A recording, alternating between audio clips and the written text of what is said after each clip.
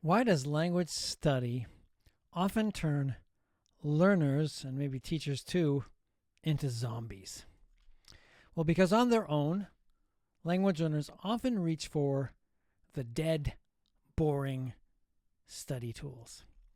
That would be like grammar drills or vocabulary lists or test prep books. So, test prep and drills and lists, vocab lists, they're not intrinsically bad, but they can be dry, they can be dull, and they can be deadening. Of course, it depends on how you use them. However, brains, I think, dislike the shape of this kind of information. I think brains dislike the shape of test prep, drills, and vocab lists. So if that's true, what shape of information do brains like? What shape of information do brains prefer? I believe that brains prefer story shape. Story is survival technology. Brains solve survival problems. Brains are wired to solve survival problems. Brains are wired for story. And story simulates survival. So brains lock onto scenarios with characters who want something, who desire something, who have an object of desire, and who face problems and conflicts, dangers and risks, struggles and high stakes. And they fight to overcome these things. They struggle to overcome these things. I call this story logic. And it is so powerful, story logic is so powerful that I think we can say, with confidence, no story, no life. My name is Joseph Poulshock. I have a PhD in linguistics from the University of Edinburgh, and I've had 25 years of language teaching experience here in Japan where I work. Some people call me Dr. Shock. I hope I get to meet you all someday, right? And my recent research has been on story logic. You can get my academic articles for free, of course. I'll link in the description. And actually, I don't write in a boring, dry, and horrific way. So you might actually enjoy my articles. Go ahead and read them. Right? So exactly what is the shape of story logic? What is the shape of story logic? Well, in his wonderful book, The Storytelling Animal, Jonathan Gottschall says basically that story logic is character plus conflict plus attempted extrication. So you have a character who wants something, who has a goal, a reason to get it. Story logicians call that the object of desire. The character has a goal, a desire. And then in order to get that goal, they must overcome obstacles that stand in the way. Those are the problems that stand in the way. There's conflict. And then the character takes action to overcome the obstacle, and this is the attempted extrication. So the word extrication is kind of a big word, but it's really the best word for this example, right? It means to pull something out of trouble, right? So when we abstract story logic from character conflict plus attempted extrication, we get basically a problem solution result architecture. And this is what I call the shape of story logic. So what if we make story logic the engine for language learning and not just a little decoration, a little spice on top? What if we make it the engine, the main guiding algorithm, the recipe that filters through everything we do in language learning, right? Language teaching. What if we infuse story logic into every level of language learning and language teaching? Every level. Take the logic of story and infuse it into everything. What if we do that? Well, infusing everything with story logic will lead us to infusing input with story logic, infusing output with story logic, fluency practice, and language focus, which is grammar study, word study, and so forth. So these are the 4 strands, Paul Nation's 4 strands: meaningful input, meaningful output, fluency practice, and then language focus. Notice that this is a balanced language course. Usually many language courses focus mainly on just the language element, the grammar element, the structure element of things. But if we want to take story logic and infuse it into input, that means that fictional input and non-fictional input gets infused with the logic of story. That when students communicate, when they do output, when they give presentations, when they communicate about things, they wrap their ideas around in the web and the weaving of story logic. We can practice fluency that way as well. See if I got my focus. There we go. And language focus as well. And I'll show you some examples here. We can also build lesson structure around story logic. We can infuse the order of a lesson. For example, a whole 90-minute lesson could be centered around a problem, solution, and a result. A problem that learners actually care about, that presents a solution that they care about, and the happy ending that they want and need and hope for. We can even do course design, which I won't talk about today, but it's possible to design whole courses around the logic of story. All right, so when we do this, what happens? Well, hopefully, I believe, and I think research supports this, that we boost motivation and enjoyment. So story logic drives motivation, making learning more compelling. Story logic boosts enjoyment, and we have research to support this, and that makes learning more engaging. So solid evidence supports this idea of story logic and language learning. I highly recommend Kendall Haven's book, Story Proof. And Kendall Haven has a lot of great stuff that you can use to learn how to, let me get my focus again, learn how to infuse language teaching and learning classrooms with story logic. You can also, again, read my papers, links in the description. They're free to read, and I promise you they're not that bad. They're not boring. I hope not. I think they're good, right? All right, so how can we teach language teaching with story logic? Let's look at some examples. We can do grammar dialogues with story logic. These are traditional, old school, grammar-oriented dialogues like the famous book Side by Side, right? We can boost flat reading text. Those are non-story reading text with story logical output activities. So if you're given a set of relatively boring or flat text, you can still use story logic for students and their response to these texts. Of course, we can improve the texts themselves by infusing fiction and non-fictional stories with story logic, with story power. We can drive story through those readings, right? We can also teach vocabulary. I have an example that I'll share here in a minute with one-word stories. But first of all, let's look at the most traditional approach, these old school grammar dialogues. Side by Side, probably the most popular book of all time, uses this. But those dialogues in Side by Side, although I think it's a great book, really does what it does. It's like the no prep textbook, but it doesn't use story logic. Let's see how we could adapt it and make it look like it, and fill it with story logic, fill these dialogues with story logic. So this is Laird. He's a big wave surfer. Let's watch him.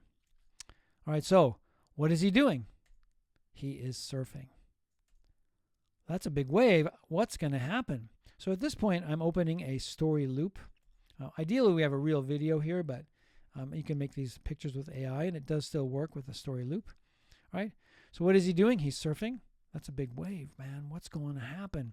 And so I've opened a story loop. I'm going to jump to the next slide. What's she doing? Partner B says she's flying. And then next, looks dangerous, right? What's going to happen? Story loop there. And then what are they doing? They are fighting. Wow, that looks scary. Who's going to win?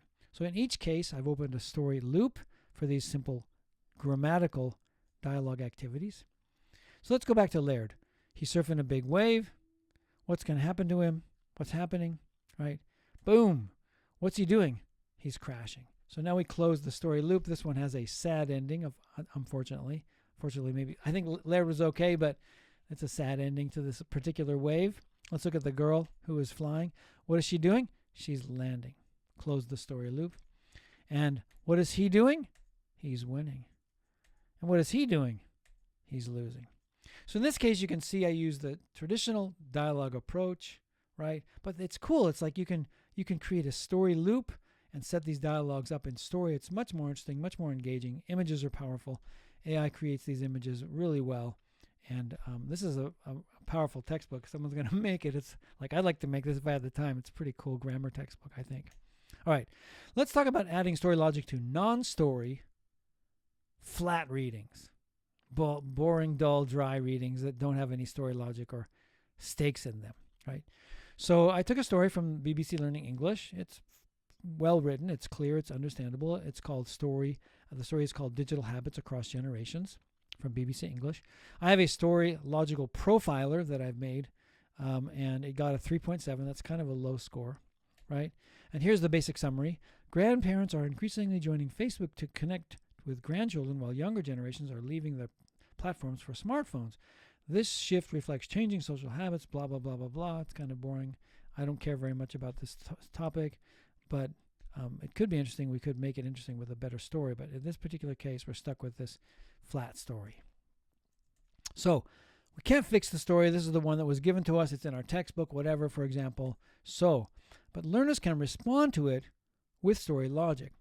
And I'm going to use the famous technique in Paul Nation's book, What Should Every EFL Teacher Know?, called the problem solver, which basically has 3 outcomes. The learners look at the text and you ask them to produce 3 outcomes, right? Outcome number 1 is suggest solutions. 2 is rank the solutions in order from good to best to worst or whatever. And 3 is choose your favorite solution. The students can do this activity in groups after they read. So you look at the non-story logical text. It's got a low profile of 3.7. And you go, okay, I got to find a problem in this story. So that brings me to step 2. It says find a problem in the story. So I look for a character, a conflict, an unmet need. Maybe the story actually doesn't talk about a problem, so I need to find one related to it. And so here's our problem identified. Chloe loves her phone. She uses it too much. She does not see her friends, but she wants friends. All right, so the students see the problem. This is super basic English, right? They're in small groups now. Respond with a problem-solvable activity. So students in groups suggest 5 ways Chloe can solve her problem. Then after you finish that, rank the solutions from best to worst as a group. And then maybe as an individual, each individual in the group, choose your favorite solution. Below, if you want to stop the video, you can see some of the AI suggested solutions, but you don't need to provide those because these are going to be provided by the students.